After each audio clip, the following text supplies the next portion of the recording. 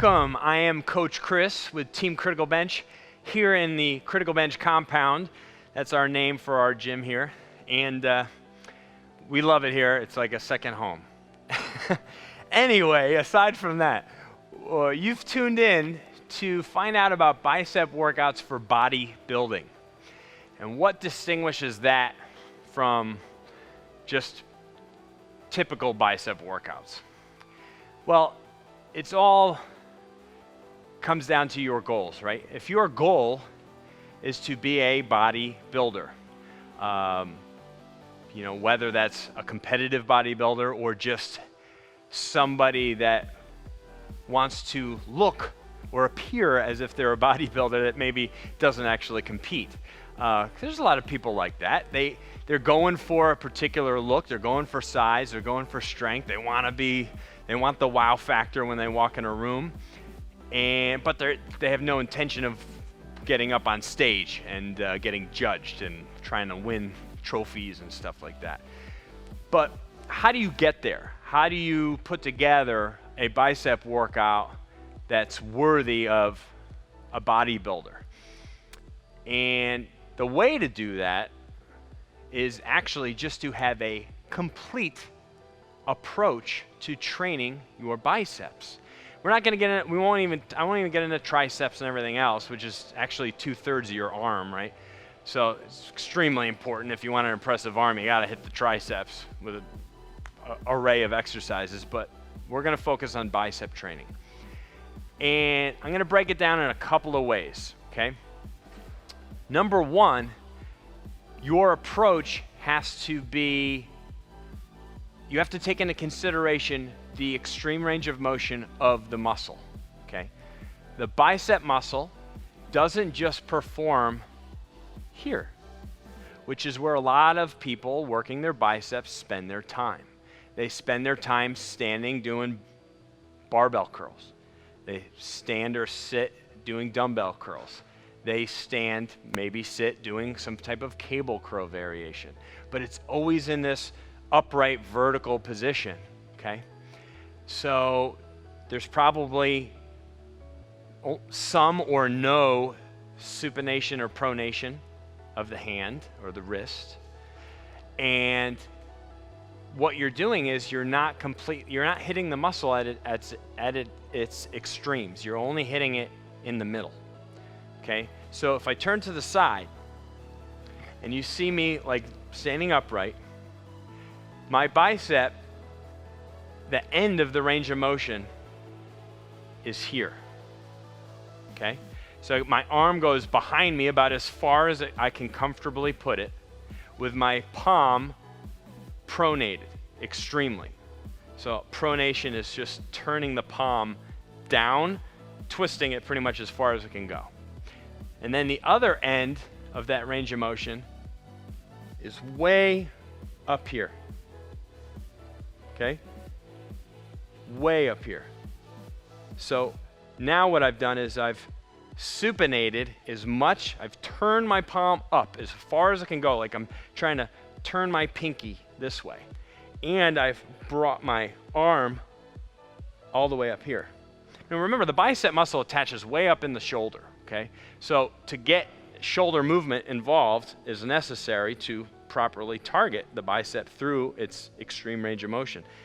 The only way to hit those two extremes is with particular exercises. Some type of incline, seated incline, dumbbell or cable curl, and then some type of cable curl where you are curling the weight back behind your head. Now, in addition to training your biceps thoroughly in that extreme range of motion with all those different types of curls, my other suggestion is to do reverse curl movements, okay, where your palms are down. We in life have a tendency to be in this position quite a bit for extended periods of time, hours at a time, whether we're at a keyboard typing or we're at the sink washing dishes or we're sitting in a car driving. We're constantly like this, okay? But what we need to remember is that for complete arm and balanced arm development, okay, in the biceps, but the forearms are a major component in curls and in obviously anything where you're gripping, any kind of back exercise. So you got to spend some time working on that lower part of your arm. Okay, I mean, you have muscles that go from the lower part to the bicep, to the upper part. Okay, so for full bicep development, you need to spend some time with a few exercises. My suggestion would be, my two favorite would be using an easy curl bar, doing reverse curls. Okay, and then also an exercise that I've loved for years called a Zotman curl. And a Zotman curl is, palm up and then rotation, very slowly going down to the starting position, and then again turning palm up. And by doing that with not as heavy a weight as you typically would curl with, your focus here is on the negative. But what you're doing is you're putting yourself into a pronated position in the negative. So I would say it's a 1 to 2 tempo on the way up, pronating, and like a 4 on the way down, meaning that you can count to 4 seconds on the negative portion of that exercise.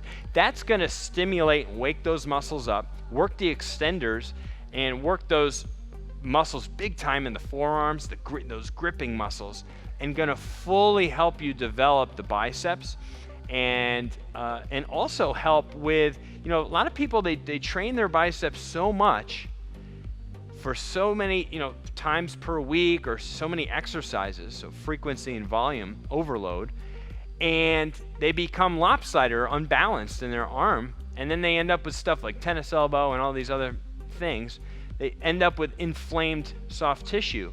And the way to combat that is to have a more balanced approach to how you train your arms, right? So doing more stuff that's going to hit the muscles in a way that they're not getting hit with so often throughout the day, just in our daily activity, okay? And it's great for just strengthening the wrists, and will help you in your other lifts too. You start having stronger wrists and stronger forearms, your pull-ups will be better, your deadlifts will be better, your row exercises will be better, all that stuff benefits from that, as do those exercises benefit you in your bicep training. So that would be probably my last point. So I know this is a bicep workout for bodybuilding video, but if I'm being 100% honest, really great biceps come from spending a lot of your time with compound lifts, pull-ups, deadlifts, rows, dumbbell or barbell rows, anything like that. Even stuff like hanging leg raises, but hanging from your hands, not using straps in the elbows.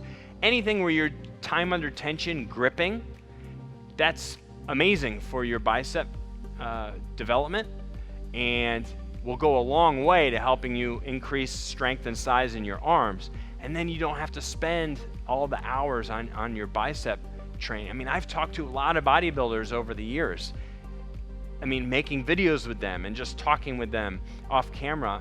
And a lot of them spend not nearly as much time training their biceps as you would think. They're spending time on the bigger lifts that have more impact on the entire body.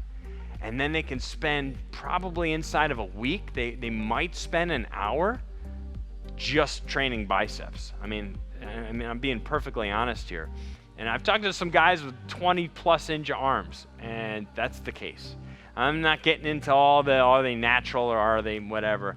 I'm just saying that whether you're natural or not, if your time is spent on the big lifts, your biceps will benefit from that, and you don't have to put so much time into just specific workouts for biceps.